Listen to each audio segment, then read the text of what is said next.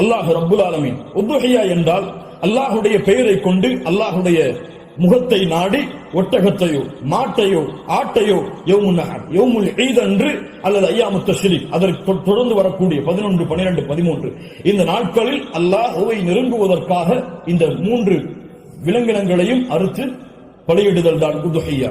அல்லாஹ் ரப்புல் ஆலமீன் கூறுகிறான், இன்னா அத்தைனாக அல் கௌசர். அல்லாஹ் ரப்புல் ஆலமீன் நபியே கௌசர் என்ற தடாகத்தை உமக்கு வழங்குகிறான். அதனால் ஃபஸல்லி லிரப்பிக வன்ஹர், அல்லாஹ்வை தொழு, அல்லாஹ்விற்கு அறுத்து பலியிடுங்கள். வன்ஹர் வஸ்ப, அல்லாஹ்விற்கு அறுத்து பலியிடுங்கள் என்று அல்லாஹ் ரப்புல் ஆலமீன் கட்டளையிடுகிறான். இந்த உதுஹியாவுடைய விஷயத்தில் உலமாக்கள் மத்தியிலே கருத்து வேறுபாடு இருக்கிறது. சில உலமாக்கள் சொல்கிறார்கள் உதுஹியா என்பது வாஜிப், அதை விட்டால் பாவம். உதுஹியா வாஜிப், அது விட்டால் பாவம். ஆனால் ஜும்ஹூர் அஹ்லுல் இல்ம் உலமாக்களுடைய ஒட்டுமொத்த கூட்டத்துடைய கருத்து என்னவென்றால், பெரும்பான்மையான உலமாக்களுடைய கூட்டத்துடைய கருத்து என்னவென்றால், உதுஹியா சுன்னah, விட்டால் மக்ரூஹ், விட்டால் வெறுக்கத்தக்கது. அல்லாஹ்வுடைய தூதர் தங்களுடைய இறுதி 10 ஆண்டுகளில் ஒருபோதும் உதுஹியாவை தாங்கள் கரத்தால் அறுப்பதை விடவில்லை. இது சுன்னah, ஆனால் விட்டால் பெரும்பாவம் கிடையாது, வெறுக்கத்தக்கது. கண்ணியத்துக்குரியவர்களை யாருக்கு அல்லாஹ் வசதி செய்திருக்கிறானோ அவர்கள் எவ்வளவு விலங்கு அந்த ஆடுகளையோ மாடுகளையோ ஒட்டகங்களையோ அறுத்து பலியிட முடியுமோ அவர்கள் அறுத்து பலியிடலாம். ஒருவருக்கு ஒரு ஆடுதான். ஒரு மாட்டை ஒருவர் முழுவதாக அறுப்பதற்கு அவருக்கு செல்வம் இருந்தால், வசதி இருந்தால் அறுக்கலாம். அல்லது அந்த மாட்டை 7 பேர் பங்கு கொள்ளலாம். ஒட்டகமாக இருந்தால் அவர்களும் அதில் 7 பேர் பங்கு கொள்ளலாம். இப்படி ஒரு ஆட்டை ஒருவர், மாடை 7 பங்காக வைக்கலாம், ஒட்டகத்தை 7 பங்காக வைக்கலாம். அல்லது ஒட்டகம் முழுவதையும் ஒருவர் கொடுக்கலாம், மாடு முழுவதையும் ஒருவர் கொடுக்கலாம். 2 ஆடுகள் 3 ஆடுகள் என்று ஏழைகளுடைய கஷ்டங்களை நீக்க அல்லாஹ்வுடைய முகத்தை நாடுபவர்கள் எவ்வளவு அல்லாஹ் அவர்களுக்கு செல்வத்தை விசாலப்படுத்தி இருக்கிறாரோ அவ்வளவு அவர்களும் விசாலப்படுத்தலாம். அந்த விலங்கினங்களுடைய சட்டம் என்ன? ஆடாக இருந்தால் 1 வருடம் பூர்த்தியாக இருக்க வேண்டும், 2வது வருடத்தில் நுழைந்திருக்க வேண்டும். மாடாக இருந்தால் 2 வருடங்கள் பூர்த்தியாக இருக்க வேண்டும், 3வது வருடத்தில் அது நுழைந்திருக்க வேண்டும். ஒட்டகமாக இருந்தால் 5 வருடம் பூர்த்தியாக இருக்க வேண்டும், 6வது வருடத்தில் அது நுழைந்திருக்க வேண்டும்.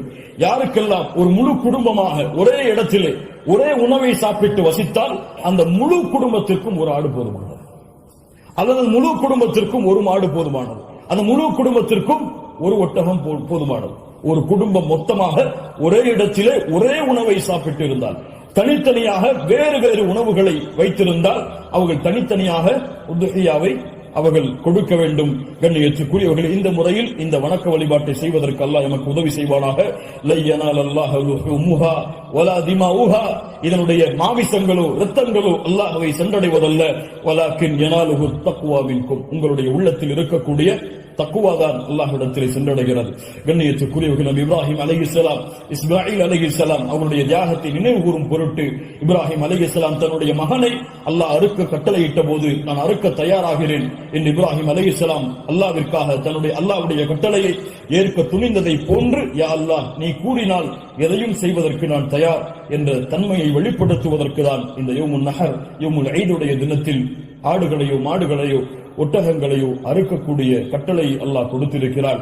இது ஒரு சடங்காகவோ சம்பிரதாயமாகவோ இல்லாமல் அல்லாஹ்விற்காக செய்யப்படக்கூடிய வணக்க வழிபாடாக எண்ணி இன்று நியத்து வையுங்கள். அல்லாஹ் எனக்கு கொடுத்த செல்வத்தின் அடிப்படையில் இன்ஷா அல்லாஹ் இதை நான் விசாலப்படுத்துவேன். என்னால் எவ்வளவு முடியுமோ அவ்வளவு அல்லாஹ்வுடைய பாதையில் அறுத்து பலியிட்டு ஏழைகளுக்கும் நானும் அதிலிருந்து உண்பேன்.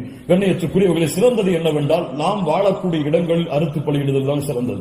நாம் வாழாத ஊர்களில் அறுத்து பலியிடுதல் சிறந்தது கிடையாது, உலமாக்களுடைய குர்ஆன் சுன்னாவுடைய ஆதாரங்களின் அடிப்படையில். அதனால் நாம் அறுத்து முழுவதுமாக நாம எடுத்துக் கொள்ளலாம், அல்லது ஏழைகளுக்கு முழுவதுமாக கொடுக்கலாம், உறவினர்களுக்கு முழுவதுமாக கொடுக்கலாம். இதில் ஹதீஸ் அடிப்படையில் தெளிவான ஆதாரங்கள் எவ்வளவு பங்குகளை வைக்க வேண்டும் என்பதற்கு கிடையாது. ஆனால் 3 பங்காக வைத்து கொடுக்கப்பட வேண்டும் என்பது ஹதீஸ் கலையிலே ஹதீஸிலிருந்து இஜ்திஹாத் அதை ஆய்வு செய்து முடிவெடுத்த உலமாக்கள் இப்னு கையிம் போன்றவர்கள் 3 பங்காக அதை வைத்து பங்கிட வேண்டும் என்று விளக்கம் சொல்கிறார்கள். இன்ஷா அல்லாஹ் அதுவும் சிறந்ததுதான். 1 பங்கு எமக்கு, இன்னொரு பங்கு உறவினர்களுக்கு, இன்னொரு பங்கு ஏழைகளுக்கும் கொடுத்து உதவலாம். அல்லது பங்குகள் முழுவதுமாக ஏழைகளுக்கும் கொடுக்கலாம், அதிலிருந்து நாமும் முழுவதுமாக சாப்பிடலாம். இதில் எந்த தவறும் கிடையாது. அல்லாஹ் ரப்புல் ஆலமீன் இன்னும் விளக்கங்கள் உங்களுக்கு தேவை இருந்தால் உலமாக்களை அணுகி அதை கேட்டுக்கொள்ளுங்கள். அல்லாஹ் ரப்புல் ஆலமீன் இந்த இறுதி 10 நாட்களை கண்ணியப்படுத்தக்கூடிய இந்த இறுதி 10 நாட்களில் அதிகமான அமல்களை அமல்களை செய்து அல்லாஹ்வுடைய பொருத்தத்தை பெறக்கூடிய நன்மக்களாக அல்லாஹ் ரப்புல் ஆலமீன் என்னையும் உங்களையும் ஆக்கி அருள்புரிவானாக. அஸ்ஸலாமு அலைக்கும் வரஹ்மத்துல்லாஹி வபரகாத்துஹு.